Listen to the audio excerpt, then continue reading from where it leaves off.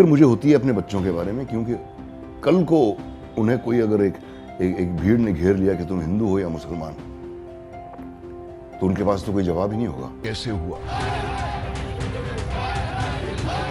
और क्या करना पड़ेगा मुझे इस देश का होने के लिए।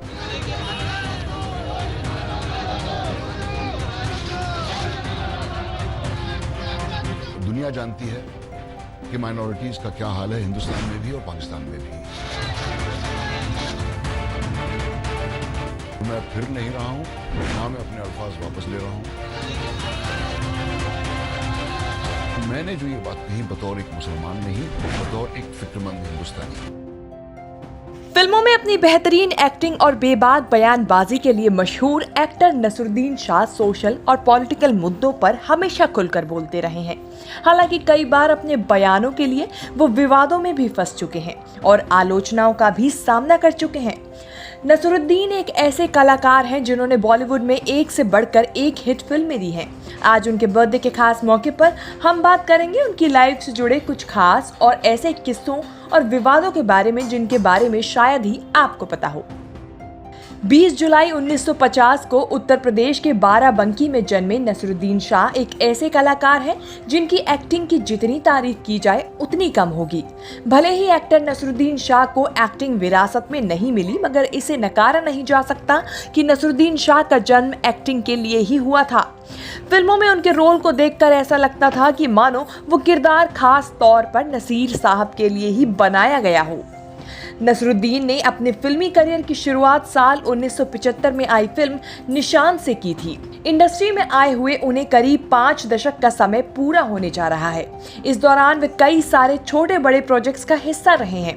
नसीर साहब ने 18 साल की उम्र में राज कपूर और हेमा मालिनी की फिल्म सपनों के सौदागर में काम किया था, लेकिन फिल्म में उनका सीन एडिट कर दिया गया। इसी के साथ वे थिएटर से भी खास लगाव रखते हैं। आपको एक बात जानकर हैरानी हो सकती है कि एक बार film and television institute of India यानी FTII की कैंटीन में पढ़ाई के दौरान नसीर साहब के दोस्त और क्लासमेट राजेंद्र जसपाल ने उन्हें चाकू से मारने की कोशिश की थी। ऐसा इसीलिए क्योंकि उन्हें लगता था कि जो फिल्में नसीर कर रहे हैं वो उन्हें मिलनी चाहिए थी। हालांकि नसीर साहब को कुछ नहीं हुआ और इंडस्ट्री को एक चमकता सितारा मिला। 80 के दशक में पैरेलल सिनेमा को बढ़ावा देने में अगर किसी एक्टर का सबसे ज्यादा हाथ रहा है तो ये कहना गलत नहीं होगा कि इसमें नसीर साहब का ही हाथ था। एक और बात जो शायद ही आपको पता होगी वो ये कि नेशनल स्कूल ऑफ ड्रामा यानी NSD में वो और ओमपुरी एक दूसरे के क्लासमेट रह चुके हैं। उनकी पर्सनल लाइफ की बात करें तो नसीर साहब की पहली शादी परवीन मुराद यानी कि मनारा सीकरी से हुई, जिससे उन्हें एक बेटी हिबा शाह है। वहीं नसीर साहब की दूसरी शादी एक्ट्रेस रत्ना पाठक से हुई और इस शादी से उनके 2 बेटे इमाद शाह और विवान शाह हैं। भले ही नसीर साहब का नाम उनकी फिल्मों से खूब हुआ हो, लेकिन विवादों से भी उनका गहरा नाता रहा है।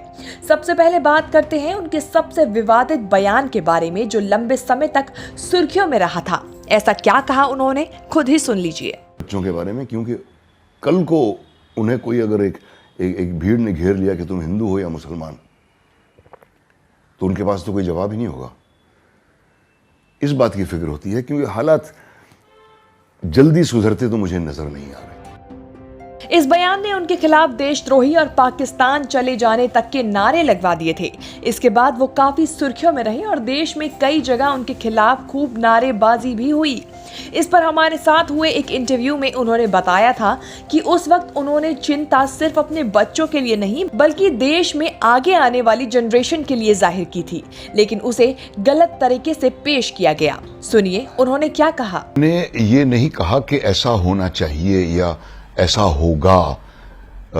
मैं सिर्फ याद दिला रहा हूं जो बातें हो चुकी हैं हमारे मुल्क में। कौन इनकार कर सकता है कि इस तरह के हादसे हुए हैं जहां लोगों को घेरा गया है और उनसे पूछा गया है कि अब तुम्हारा मजहब क्या है बताओ, और अक्सर उनको नंगा किया गया है ये मालूम करने के लिए कि वो कौन से मजहब के हैं। तो मैं सिर्फ इसके बारे में एक अपना डर जाहिर कर रहा था, अपने फिक्र जाहिर कर रहा था, और इस बात को इस तरह से पेश किया गया कि मैंने कहा कि मैं भारत में रहते हुए असुरक्षित महसूस करता हूं, जो बात मैंने कभी नहीं कही। ना मैं असुरक्षित महसूस करता हूं अपने आप को। मुझे फिक्र है सिर्फ अपने बच्चों की ही नहीं, इस देश के मुस्तकबिल की, क्योंकि मेरे बच्चे इस देश के भविष्य का हिस्सा हैं।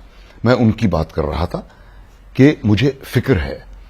और गद्दारी का इल्जाम और देशद्रोह का और गोली से उड़ा देना चाहिए और पाकिस्तान भेज देना चाहिए, ये बातें ये किसकी कल्पना की उपज है, मेरी समझ में नहीं आता। इसके अलावा एक बार भारत ऑस्ट्रेलिया के मैच के दौरान ऑस्ट्रेलिया को सपोर्ट करने आए कुछ स्पेक्टेटर्स ने विराट को गालियां दी, जिस पर विराट ने कुछ गलत इशारे कर दिए। इस पर नसीर साहब ने उन्हें दुनिया का सबसे खराब बिहेव करने वाला खिलाड़ी तक बता दिया था। इससे उन्हें एक बार फिर आलोचनाओं का सामना करना पड़ा था। वहीं साल 2019 में भी मीडिया को लेकर दिए अपने एक बयान के चलते उन्हें काफी आलोचनाएं झेलनी पड़ी थी। दरअसल उन्होंने अपने बयान में कहा था कि मीडिया हमारे देश में नफरत की दीवार खड़ी कर रही है।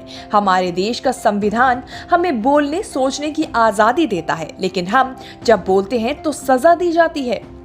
साल 2020 में नसरुद्दीन को अमेज़न प्राइम की वेब सीरीज बंदिश बैंडिट्स में भी देखा गया, जिसे काफी अच्छा रिस्पांस मिला था। इसके अलावा वो फिल्म राम प्रसाद की 13वीं में भी नजर आए। उन्होंने निशांत, आक्रोश, जाने भी दो यारों, कथा, मंडी, सरफरोश, मकबूल, इकबाल, सात खून माफ और ए वेंसडे जैसी हिट फिल्में बॉलीवुड को दी हैं। सिर्फ बॉलीवुड ही नहीं बल्कि वो पाकिस्तानी और हॉलीवुड फिल्मों में भी अपनी एक्टिंग का जौहर दिखा चुके हैं। वहीं इंडियन फिल्म इंडस्ट्री में उनके योगदान के लिए नसीर साहब को पद्म भूषण और पद्मश्री से भी सम्मानित किया जा चुका है। इसके अलावा उन्हें फिल्म स्पर्श, पार और इकबाल के लिए भी नेशनल अवार्ड से सम्मानित किया गया था। आपको बता दें कि हाल ही में खराब तबीयत के चलते उन्हें मुंबई के हिंदुजा हॉस्पिटल में भर्ती कराया गया था। बताया जा रहा था कि उन्हें निमोनिया हुआ था। 2 हफ्ते से ऊपर के समय के बाद वो अस्पताल से डिस्चार्ज भी हो गए थे, लेकिन बीमारी की वजह से वो काफी कमजोर हो गए थे, जिसकी तस्वीरें सोशल मीडिया प्लेटफॉर्म पर खूब वायरल हुई थी। उनकी ये फोटोग्राफ्स उनके बेटे विवान ने शेयर की थी। फिलहाल नसीर साहब घर पर अपनी फैमिली के साथ टाइम स्पेंड कर रहे हैं। हम भी यही प्रे करेंगे कि वो जल्द ही हेल्दी हो जाएं और पहले जैसे ही इंडस्ट्री में एक से बढ़कर एक हिट फिल्में दें। उनके बर्थडे के इस खास मौके पर उन्हें हमारी तरफ से जन्मदिन की खूब सारी शुभकामनाएं। न्यूज़ तक ब्यूरो।